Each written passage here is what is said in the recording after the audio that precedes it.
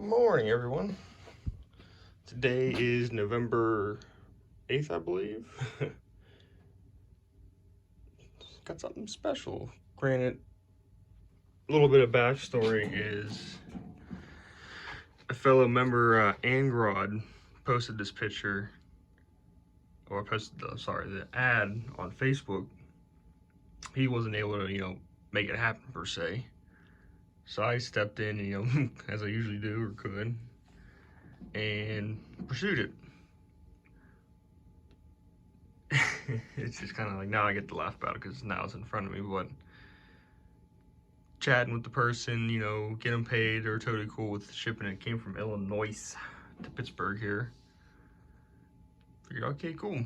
Obviously, you pay a person, then they'll give you address, this and that. Pay the person is pretty much as soon as the money cleared.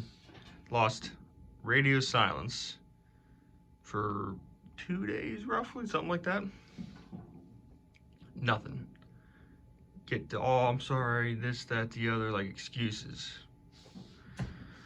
So eventually, I was able to give them the guy I had scheduled to pick this thing up. Gave them their numbers. They got in touch with him. This was a Monday, right? He's sitting in Illinois, at the address, waiting to pick it up. Never hear from him. They totally blew him off. Okay, so, he goes back home. He's about 2 hours away, which, yeah, sucks. So I was like, shit, really? 2 hours one way? Goes back home. Obviously I'm chatting with the dude. We're kind of on the same page of, this is some BS scammer. Like, really though, an old air conditioner? Like, who else would use an old air conditioner to scam someone? But kind of how it looks, right? So eventually, like, this is like Friday or Saturday, I believe, I think. They get in touch with the shipper dude again. And finally gets it worked out. Granted, they get there, waiting. Here comes I guess a couple per se, and come walking up, hands full of groceries. All right, whatever, yeah. They were running a little late, of course. They get there, the unit's still installed in the freaking wall. Like, you're kidding me, right? So, which props to the dude picking the thing up for me, because he came in, he did above and beyond. Him and his, I think, fiance, his wife, pulled it out, get it all loaded up. Then this person, well, I guess, they're a couple, one had to deal with that did the radio silence on me, proceeds to ask him, hey, can you give us a ride back? Yeah.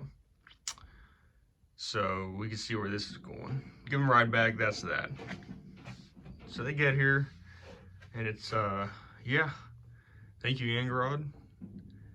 I just was, once I learned about this type of, unit existed, of course, man, I'd love to have one of them. And sure enough, one pops up. So I'll give you a hint. And yes, this badge, I think I'm gonna put on there. It might not be the correct era, but I've been saving it because I figure, here's my hand. It's pretty darn big, so you can definitely see a sucker. It needs to be on something that's special. You're not just gonna see around. So without further ado, yeah, 50's Frigidaire. Twin 75. Granted, correct me if I'm wrong, Mr. Ken Horan. I'm thinking maybe some kind of air freshener possibly, or just a visual inspection of, the filter, which sitting over there, metal mesh. Something I find easily. It seems like a good majority of 50's units, the vents are really not adjustable. You know what I mean? Yeah. Yeah, shoot, hold on, there we go. These guys ain't blowing junk on my face.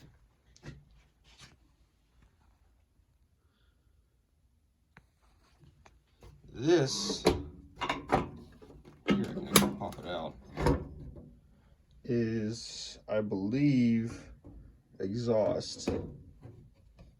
Since that, I'll show you, goes right into the condenser section. Pop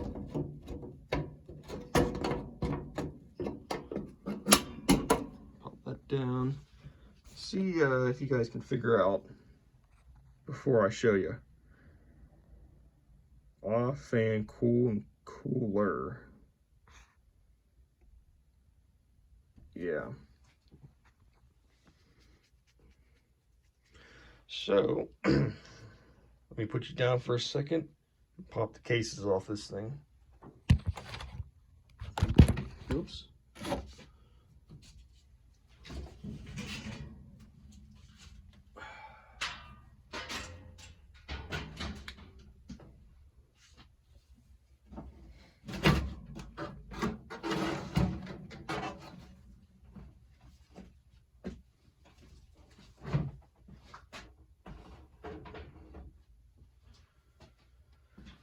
So, bam, twin meter misers. The OGs too, not the recip, the rotary kind. How's that for a dirty blower wheel or blower motor? Bean coils, they ain't bad. They ain't bad. They're dirty, but not plugged. So you can see this guy feeds top part of the evaporator. That guy feeds bottom half.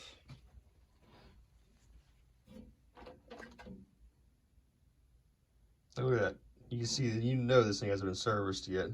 And how many years? Probably since it was new. And the bearings are still that nice. So, no sense in building the suspense up anymore. You guys already know what it is. Unfortunately, the knobs are somewhat busted, like the stem that go down over the shaft is, you know, split. So I'm going to try and figure out a way I have them, but I can remedy that, hopefully. And a pair of pliers in my ultra messy garage. There we go. So here's fan.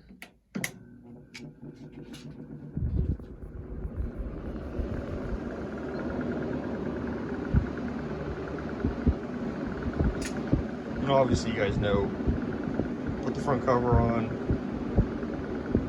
put the lid on, obviously it would quiet it down that much more.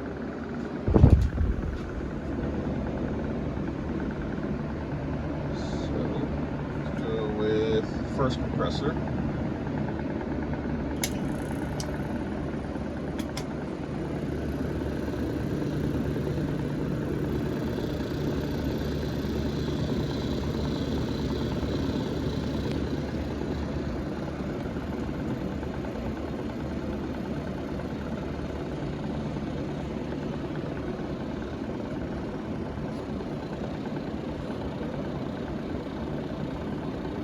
Granted, me, Dave, or I think it's 3648 White Westinghouse, and Angrod ran this good 20-30 minutes yesterday when it was 75-ish, yeah, in November here in Pittsburgh yesterday.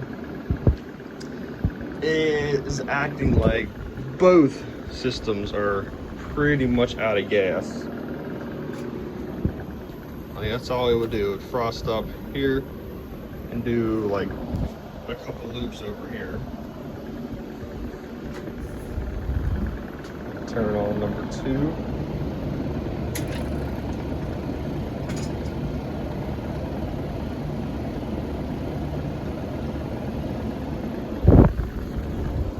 Get you a shot of this.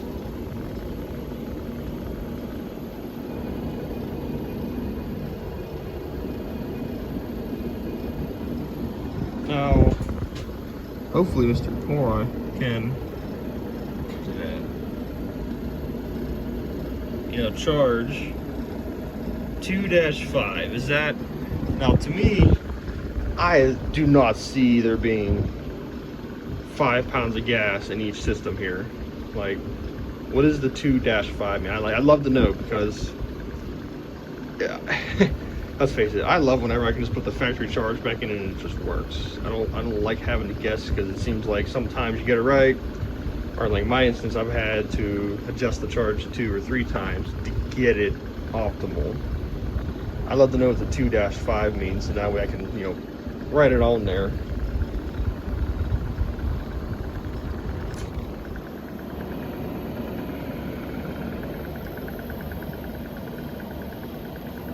It's actually frozen. See if you hear, you might be able to hear it. It has the very distinct sound of low on gas hissing in the evaporator. Like there's really hardly any liquid coming at the captain. And no, I will not be TXV swapping this unit if I do have to play with the charge, which I'm sure I will. Because, no.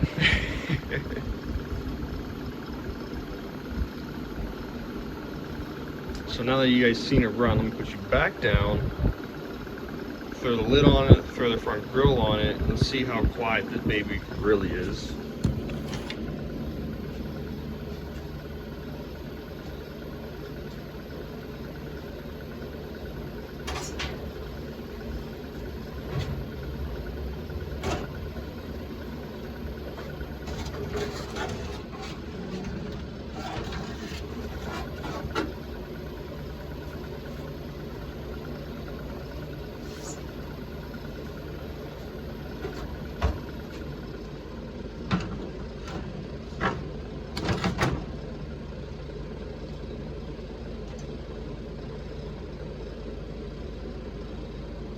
Yeah, surprisingly not a, it favors the right side, but not a bad airflow out of it.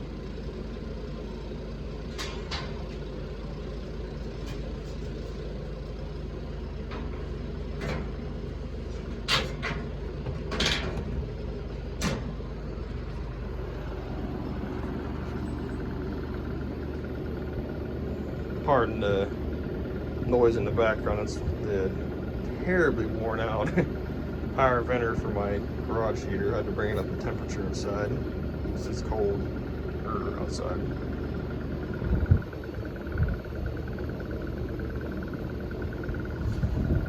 I love this. I don't know why, but like, yeah.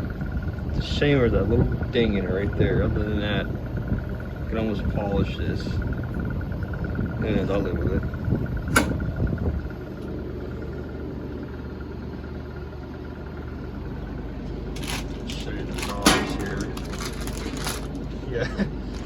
Yeah, they use what they had, you know, to keep everything in order.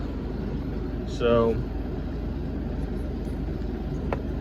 I guess I'll have to experiment with some type of resin to try and build this back up. Because obviously I'm not just gonna find these knobs, I would imagine.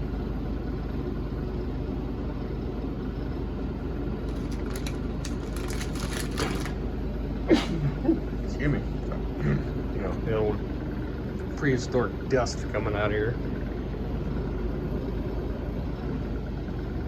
And yeah, of course, you know, can barely move around the garage, which hopefully since Dave's here, he's gonna help me. He doesn't know it yet.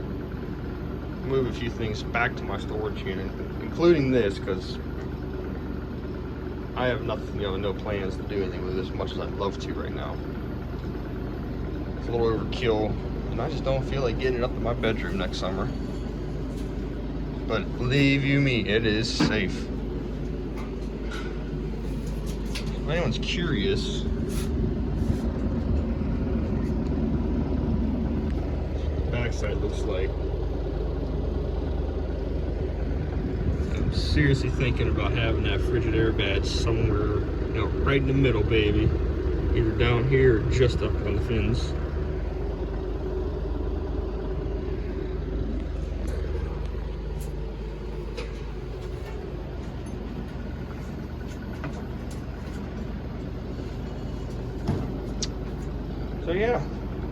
Sure, this is a, you know, as found video. Eventually, you know, of course, it'll be like the shape of this Emerson, totally blown apart, and hopefully not that blown apart, but you get what I mean, for restoration. Yeah, I think the original color will have to go back on it just because it's a shame that the outside case looks a touch better than the inside. Like, how does the inside get this tore up? Usually they're pretty darn nice because they're indoors, but who knows? That'll be that. See ya.